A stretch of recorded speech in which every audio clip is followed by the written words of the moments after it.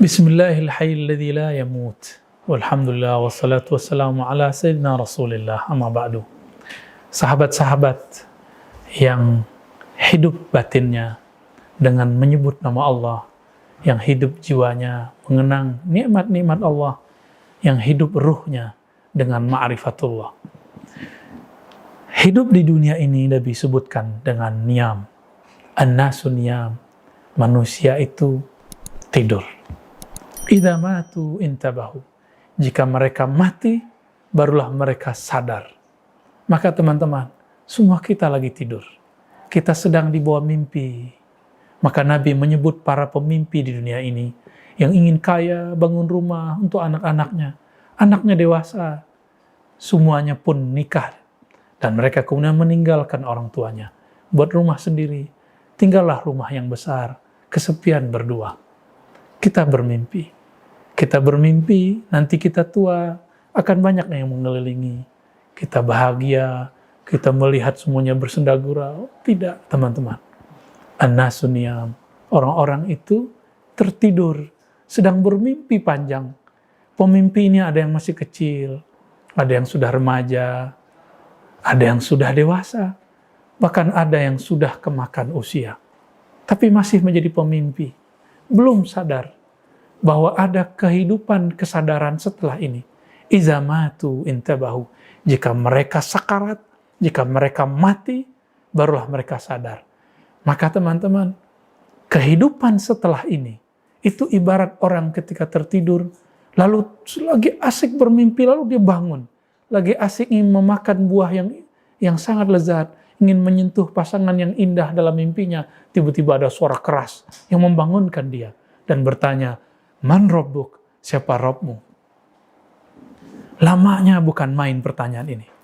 Maka teman-teman, hadis-hadis yang sahih menyebutkan semua bahwa kehidupan setelah mati itu kehidupan yang real.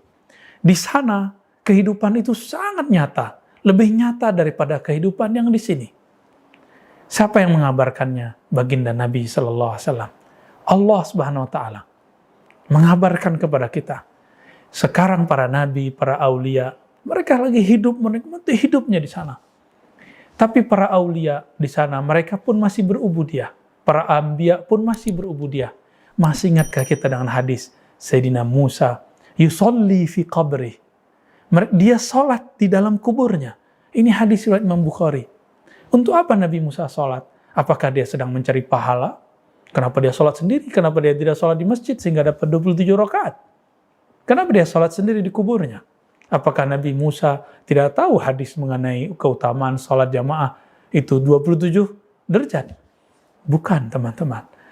Ibadahnya orang-orang yang sudah pindah alam adalah ibadah ingin mengenal yang ditanyakan ketika dia pertama kali masuk ke alam kubur. Para nabi, para aulia, syuhada tidak ditanya dalam kuburnya. Yang ditanya cuma mukmin biasa dan yang terindikasi munafik.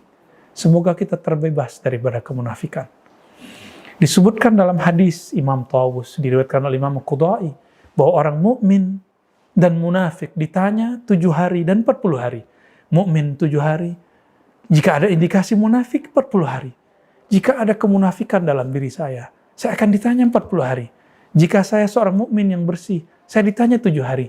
Jika saya seorang syahid, seorang wali, saya tidak ditanya. Kenapa?